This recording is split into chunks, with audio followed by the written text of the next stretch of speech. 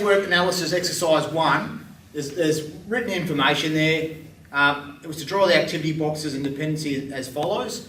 As I identified, you've got the written text. You can't technically start from item 1 and work your way down. You've got to sift through all that information. And it's the same with anything. When you're sifting through specification job plans, sometimes you have to read through all that information to work out, oh, hang on, there's now a dependency, or there's another item that's dependent on something else. And that's the idea, is that we're looking at key written text to work out those dependencies. So as we identified, by going through the information, we identified that A is the first activity, and then we've got to follow suit from that. So what I've identified there, we've got B and C follow A.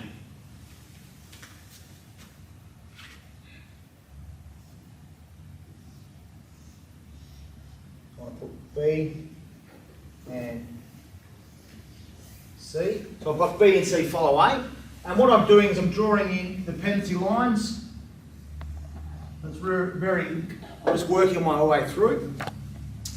Then I've looked at information, and I've got D precedes I but follows B. So D's before I, but then follows B. So I've put in, it follows B, must be here, but precedes I. So it's before I, so I comes in there. Just using that information. Okay. I've also got G and H follow C and finish before J. So G and H.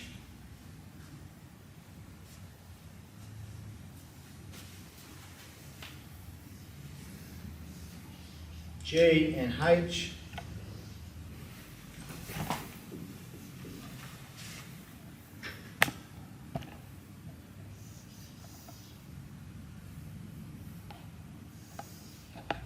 And finish before J.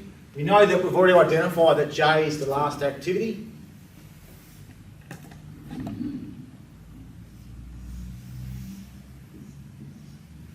If it says it finishes before J, it's telling me that they go to J. I've got E starts before B and finishes before F and G. So E starts after B, correction. E starts after B and finishes before F and G. F and G.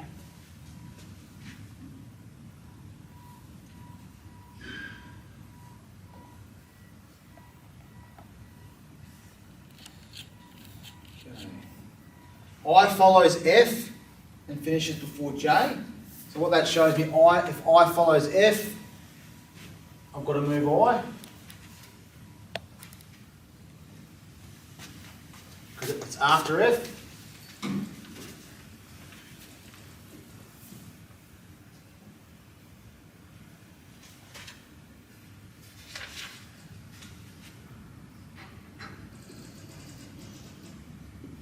Still keep that dependency, and finishes before J. So I should have everything linked now.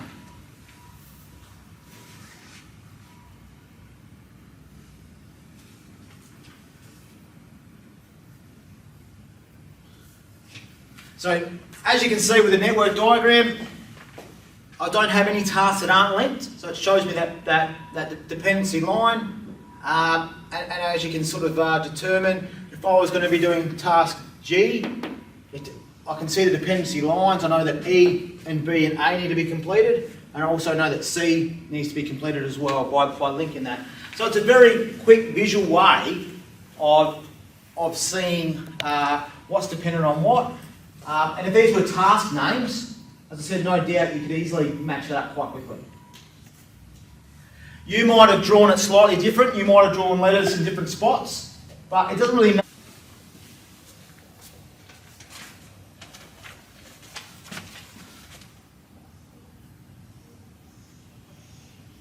So we know the first activity is P, and pretty confident the last activity will be, you've all got S. Yes. So from that process, we've got M and L can both start in parallel after P. M and L.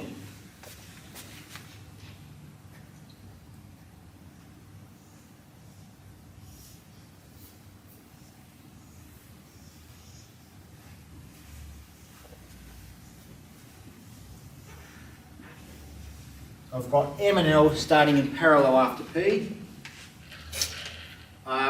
Then I've got both B and E can be done concurrently, but only after the completion of M, B and E.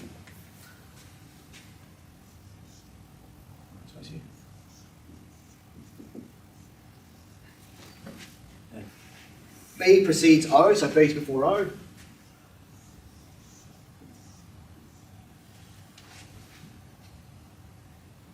A follows O.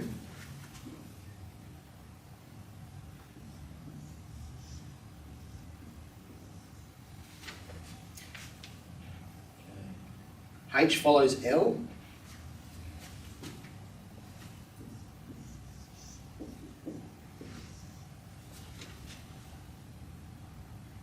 M restrains the start of R, so M stopping R starts, which follows the completion of H.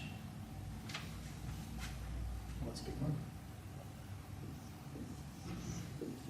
Follows the completion of H, but restrains M, so that means there's a connection there between M. R precedes G.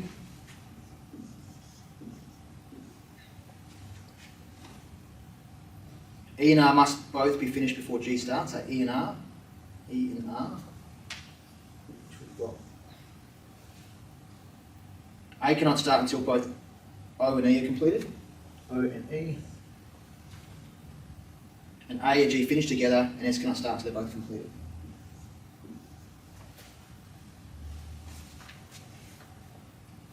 If I've missed one, I've done on purpose.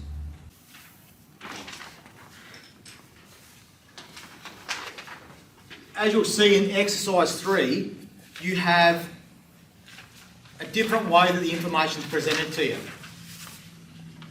So with activity 3,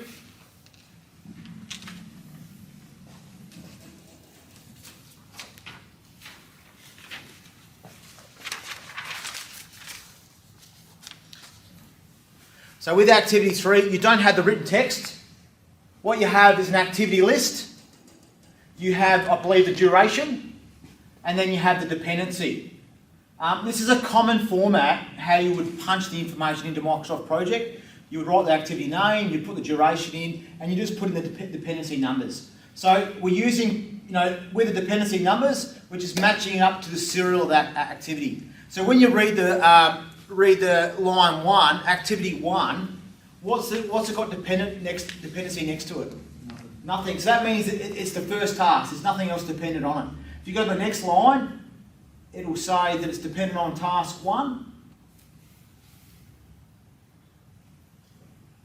So that tells me that can start after task 1. And you can also see the next line is also dependent on task 1. So that again shows me that it can start once that first task is completed. So it's just a different way of providing information. Probably a lot simpler, a lot cleaner than written text than what we've used before, but it's what we're going to use later as well. So how we plot this, you've got your precedence diagram here, and it's a template. Now the expectation is not to use every square, it's just a template. So the idea would be to start off with your first item, probably on your left-hand side. And by starting in the middle, it allows the diagram to branch out. You can go up and down. If you were to start up the top corner, you've got nowhere to go to come down, and you get congested. So we start in the middle. We can work our way across. Now, if you want to jump a line because it's cleaner, that's fine, okay? So the idea is to use this template to help plot your information. So like you've done with your network diagram, but we're using this chart. The most important thing though, gentlemen, with that is that we need to have these lines, these connection lines, these dependency lines that you draw on there very clean and very clear, because those lines are going to transfer more information. We're going to put numbers on those, and we need to be able to have them clear. So I did throw a ruler on there. Feel free to freehand it, but when you are drawing the connection lines, make sure you draw them nice and clean and not too close together, like I've drawn out here. If you do get to a tricky situation where all of a sudden you've got a box down here, so I'll put one over here, a box down here, and you need to get a connection across, what you can do is you can do a bridging line, which is like a loop, which really clearly shows that there's no connection. If I was to do a bridging loop and draw it straight across, it gets confusing, but by doing a loop, you can jump across lines. So that's just one way. If you get caught out, just do that, and it makes it very clean and easy to do that. So initially, again, have a go at drawing the precedence diagram, which is just a network diagram at this stage, with those dependency lines drawn in. Just to quickly identify as well, gentlemen as well, when you're drawing your lines from your boxes, always have like going into this end and coming out. Don't have them coming out of the middle or off the sides. So just always have a clean line coming in and a clean line coming out. So it sort of indicates that's the start and then that's the finish.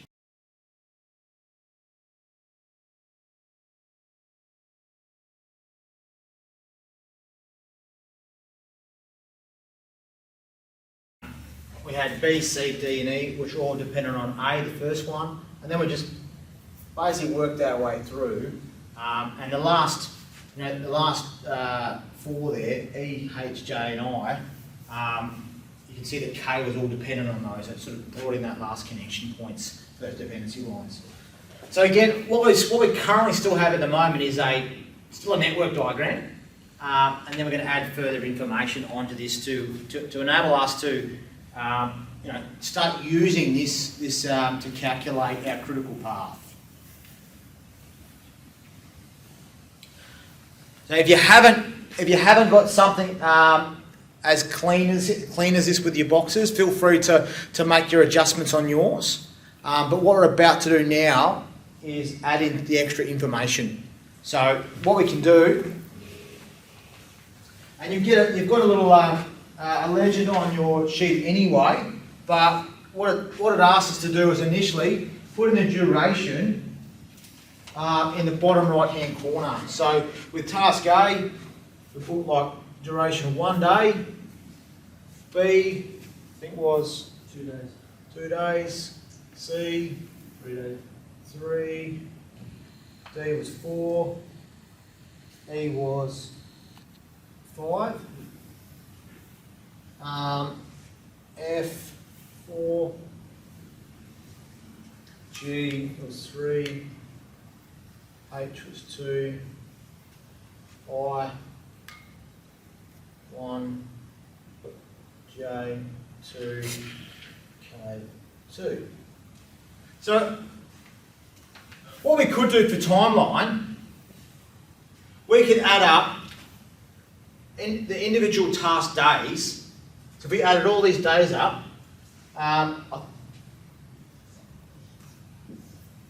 so we end up with 29 days. So if we were to do one task after another, after another, after another, it would take us 29 days. But we know that you don't do tasks like that. You just don't do one after another. You try and do concurrent tasks. If you do little bits and pieces with a work team, you're all doing other activities at the same time. So what we're saying is, what could be the minimum time frame for us to complete this? And how we calculate that is we're looking at the longest pathway, but with the longest pathway, but we're making sure we're following the dependency lines. A, C, F, G, J, K. So pretty close to that, yeah. So what we would do now is we actually we can just do a quick calculation to work that out. So with the numbers, what we do, 1 day's passed. So 1 day has passed on this line, so we've got 1 day coming in. So we've got 1 day coming in. So if I've got 1 day coming in, 2 days have now passed, I've got 3 days coming out. So I'm doing 2 lines, I've got 4 days coming out, I've got 5 days coming out, I've got 6 days coming out. So what I do now is I keep using that and I'm calculating as I go along. So, but what, at the moment, I've got a 4 and I've got a 3 coming in. Which one would I take? I had to take the highest number. I can't take the smaller number because the other task wouldn't be completed in time. So I take the bigger number. So I've got 2 numbers coming in. I take the 4. 4 and 4 is 8. 8 coming out.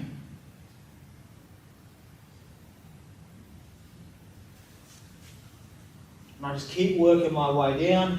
So I've got a 3 coming in. I've got 8.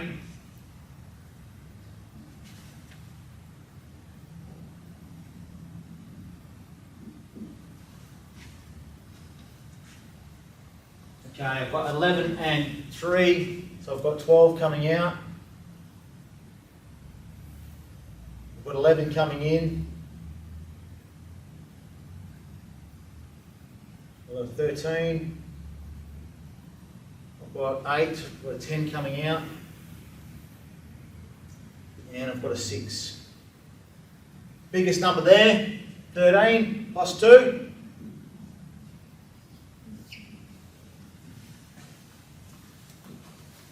So what I've determined that the completion time frame could be, if everything went to plan, 15 days. If I was to do one task after another, it would take 29.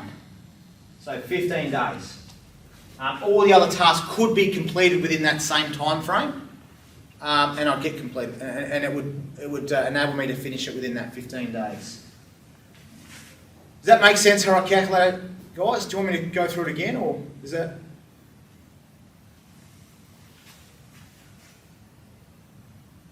So the key factor is take the number out, bring it in, add the numbers together. If I've got multiple numbers coming into it, I would take the biggest number out, add it on, and as you can see, I should add a 5 there.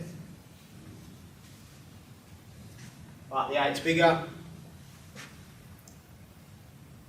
So the critical path, it was Jeff, wasn't it? Me. Yeah. What did you say the critical path you thought it was? A, C, F, G, J, K. So pretty much spot on in that regard. So how we do that is we've calculated it, but like you've pretty much done, you follow that pathway. How we work out the critical path is we start here knowing that you work backwards. It has to be the last activity first, and then we follow the biggest numbers back. So we go 13, we go back, F, we're trying to get straight back to A, 4 is bigger,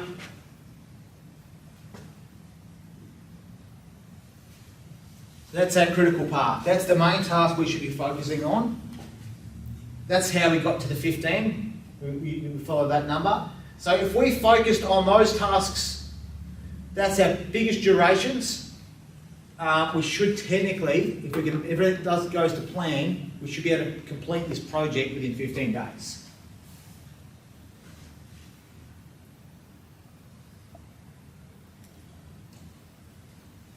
That's your critical path method. Now, if you were to input this data, so if you were to input the tasks, the duration and the dependency numbers, like exactly how we've presented on our table, if you were to enter that into Microsoft Project, it can automatically do this process behind the scenes, calculate it, and it can actually show you the critical path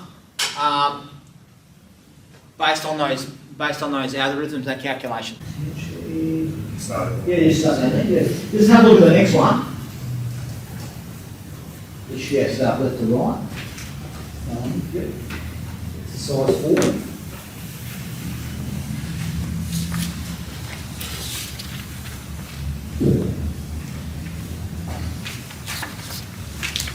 I'll do the cascading number next anyway, but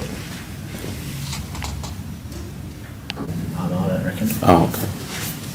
Got the cheat sheets I'll hand out. Yeah.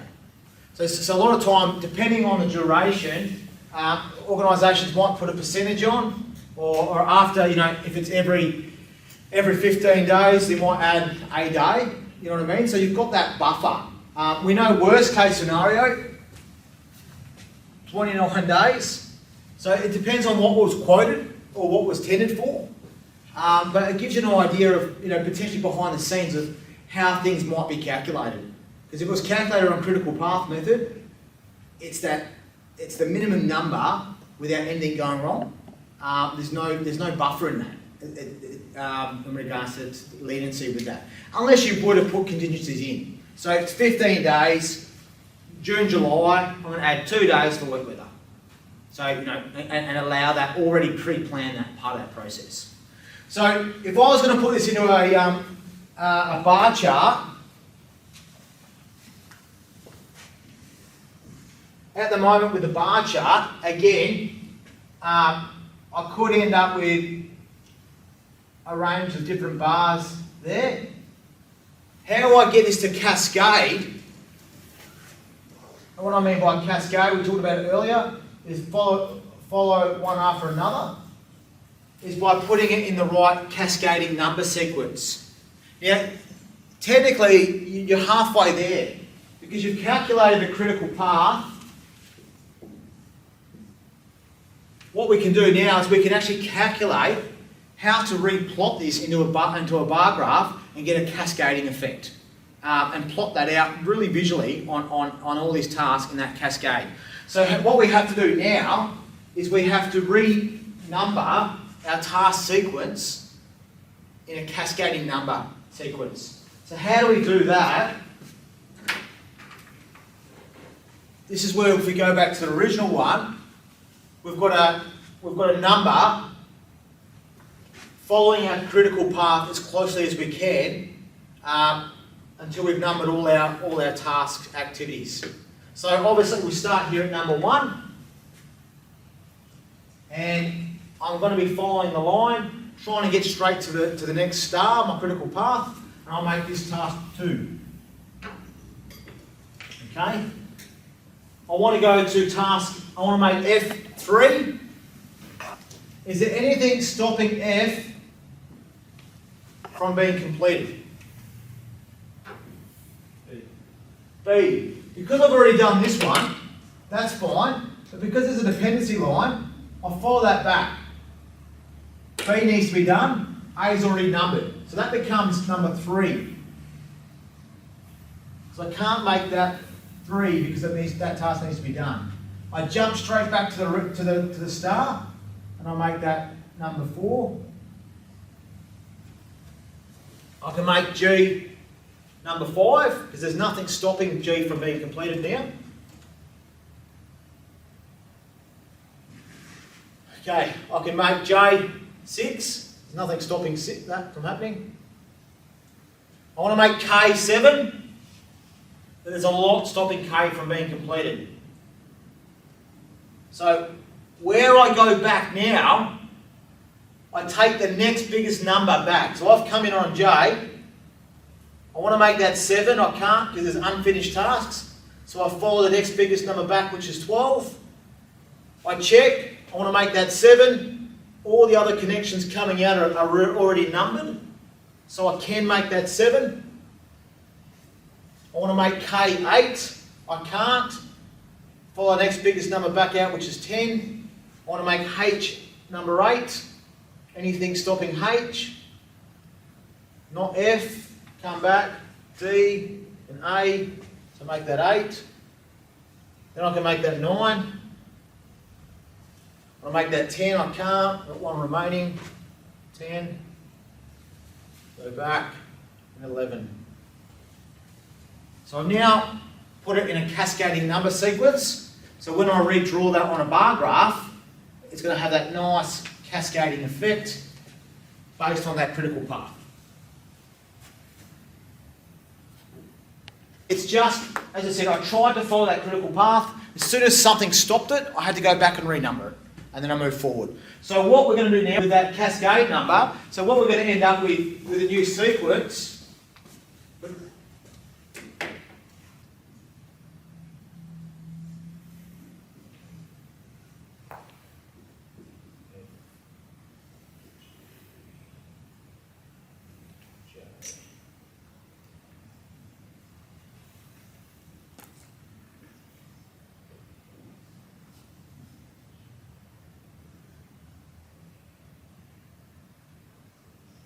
The cascading number sequence. Yep. So we're going to put on the left hand side in the can number 1 to 11, and then we're going to put the corresponding activity, which is a letter, massive space there, but we'll put that letter next to that new cascading number. The next box across, I believe we put in the duration, and then once we get to that point, I'll explain the next steps of colouring in the squares. But as you can sort of see, we've got that new cascading sequence calculated using that critical path method.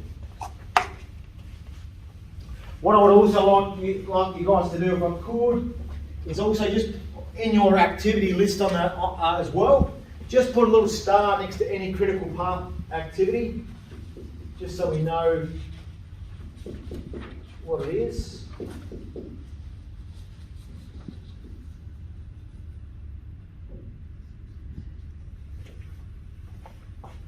On your list. Cool. So we're going off that first. First chart, yeah, verse 1. The critical part task first. So task A, so it's 1 day. We colour that in. And what we, task obviously, the next task is task C, so we can jump down to that, which is 3 days. What we're going to do is make a nice solid line, colour that in, shade it in. Right. Now B is not a critical task, but F is. So what we do is we jump down a line till we get to F. So we're actually skipping a whole line there. And F's 4 days. And then we colour that in. Now, eventually, you'll get to a point where you skip where we get to. Once we get to end of J, we're going to skip all the way down to K.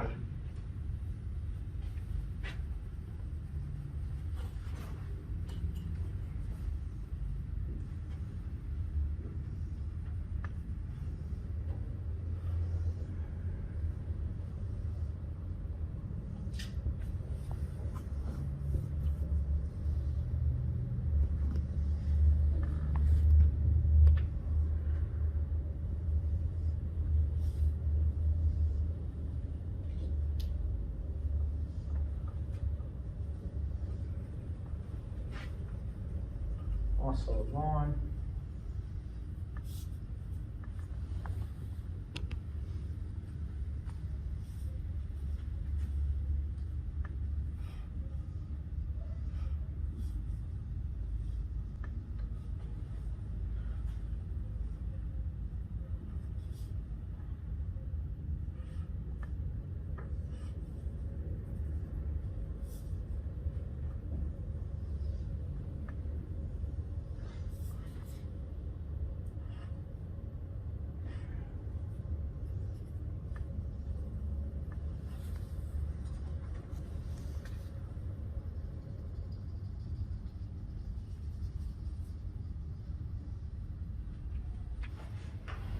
So what we've created is your critical path by doing those lines. And what it should be able to tell us is, in line with the table, it should give us a total duration. If we've done it right, it should still finish on 15 days, which is great. Up there, 15. Cool. So now we've got those critical tasks in, we've got to go and fill in the non-critical tasks, and I call them floating tasks, okay? Because they're not critical, but they still need to be completed. So what we can do with the floating tasks, we still have to be mindful of their dependencies. So I know that task B still can't be completed until task 1's completed. So I can't start it on the same day. So it still has to be completed after that. So what I would do, I would draw an arrow. And the main difference is with the floating tasks is that it's 2 days. I'm just gonna, so it has to start after task 1, but what I can also do is put in some dashes here until I get to that line. What's that telling me? I call it a floating task. That's the time you've got to do it. The time I've got to do it. I can't start it any earlier because that's the arrow. It has to start after, but it's telling me that I've got a day up my sleeve. I can slide that way. But if I was to slide that and bring it out here and cross my critical path, what happens to my whole timings? It gets blown out. As soon as that something ruptures over that critical path, then my project's longer. So it shows you that anything that can be completed within this critical path, my floating tasks, will not affect my time frame.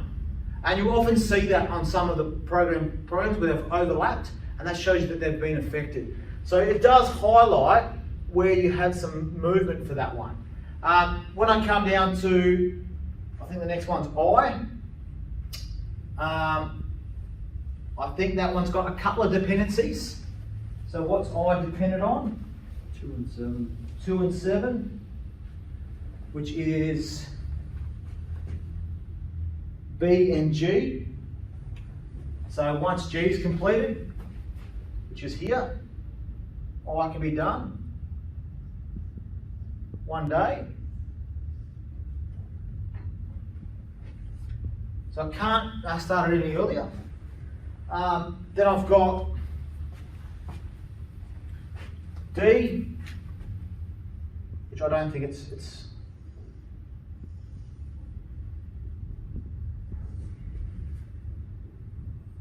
that's got a lot of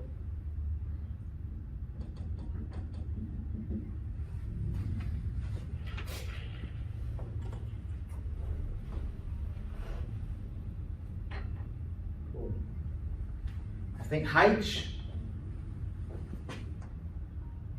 is dependent on D and F.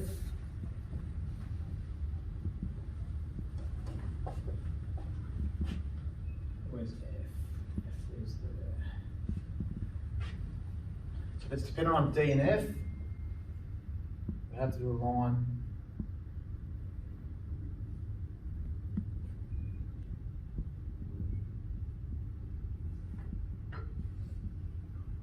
And I think E. Start off that quick. Yeah. If I do cool, yeah. Yeah.